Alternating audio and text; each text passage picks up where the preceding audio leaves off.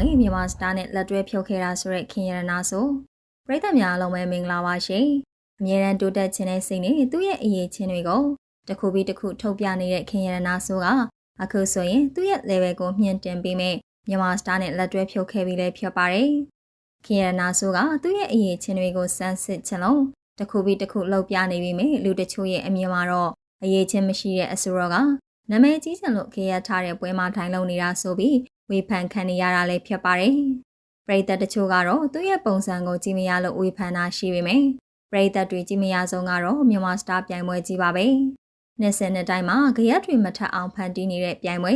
တကယ်ရေးချင်းရှိတဲ့လူထက်လူအများကြားမှာခရက်ထားတဲ့ပြိုင်ပွဲဝင်တွေကိုရွေးချယ်ခဲ့တာမို့ပရိသတ်တွေကကြည့်မရဖြစ်နေကြတာပါ။ပရိသတ်တွေကတော့အဲ့လိုပွဲမှာတိုင်လုပ်ပြီးခရက်တွေမဖြစ်ဖြစ်အောင်ဖန်တီးနေတဲ့ခင်ရနာဆိုကိုအပြင်းအထန်ဝေဖန်ခဲ့ကြတာလည်းဖြစ်ပါတယ်။အဆိုပြိုင်ပွဲကနေတက်လာပြီးတိုင်လုပ်နေတဲ့ဆိုပြီးနာမည်ကြီးချင်နေတာဆိုပြီးဝေဖန်နေကြတာပါ။တိုင်လုပ်ပြီးနောက်မှာအပြင်းထန်ဝေဖန်ခံရတဲ့ခင်ရနာဆိုကအခုဆိုရင်ဝေဖန်တာမခံနိုင်လို့မြန်မာစတားနဲ့လက်တွဲဖြုတ်ခဲ့ပါပြီနော်။အောင်မြင်ခြင်းတဲ့စိတ်တွေကြောင့်ခွေးတို့ပေါက်ကနေဝင်နေဆိုပြီးအပြင်းထန်ဝေဖန်ခံနေရတာမို့ခင်ရနာဆိုကတော့ဝေဖန်တန်တွေကင်းဝေးအောင်ကိုလောက်တော်မယ်ဆိုပြီးမြန်မာစတားကနေတိုင်းအဖြစ်နှုတ်ထွက်လိုက်ပြီးလည်းဖြစ်ပါတယ်။ခင်ရနာဆိုကမြန်မာစတားကနေနှုတ်ထွက်ခဲ့တာ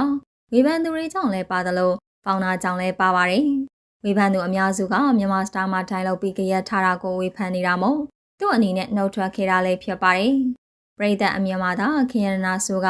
နာမည်ကြီးချင်လို့ကြရဖန်တီးတယ်လို့မြင်နေပေမယ့်တကယ်တမ်းကဖောင်နာခိုင်းလို့လုပ်ရတဲ့ဆိုတာကိုထုတ်ပြောလာခဲ့ပြီးလည်းဖြစ်ပါတယ်။မြန်မာစတားကဖောင်နာကအမြဲတမ်းကြရက်တွေဖန်တီးတတ်သလိုဒိုင်တွေကိုလည်းအဆုံးဖြတ်ခွင့်မပေးထားပါဘူး။ဒိုင်တွေကိုအကဲဖြတ်ဖို့ခံထားရဲဆိုပေမဲ့အဲ့ဒါကလူမြင်တင်းမှုတတ်ပါပဲ။ဖောင်နာကဒိုင်ခန့်ထားပြီးမြဲတကယ်တိုင်းရွေးချယ်နေတာကသူတို့လိုချင်တဲ့လူကိုရွေးခိုင်းနေတာလို့ဆိုပါတယ်။ဆယ်လီပြုံးနေတော့ကလည်းအပြုံးကိုသူမသိသလိုအပြုံးကလည်းသူ့ကိုမသိနိုင်တာကအဖြစ်မှန်ဖြစ်ပေမဲ့နောက်တစ်ဆင့်ကိုခေါ်သွားတာကဖောင်နာရဲ့ညွှန်ကြားချက်ကြောင့်လို့ဆိုပါတယ်။ဖောင်နာကအပြုံးကိုခေါ်မယ်ဆိုပြီးညွှန်ကြားထားတာပါ။ခင်ရနာဆိုကပထမအကြိမ်အပြုံးနဲ့ပတ်သက်ပြီးကြရက်ထားတာရောဒုတိယအကြိမ်မြစ်ကြီးနားသားနဲ့ပြဿနာဖြစ်ချိန်မှာရောကြရက်ထအောင်လုပ်တာကဖောင်နာကခိုင်းလို့လုပ်တဲ့ဆိုတာကိုပုံမှန်လင်းပြောပြခဲ့ပါတယ်။ပထမတစ်ခေါက်မှာလည်းဖောင်နာကြောင့်ကြရက်ထားခဲ့သလိုအခုလည်းမြစ်ကြီးနားကပြိုင်ပွဲဝင်တဲ့စကားပြောတဲ့အချိန်မှာလည်းအတစ်ကိုလူစိတ်ဝင်စားအောင်ဖျက်ပြီးကြရက်ဖန်တီးခဲ့တာမို့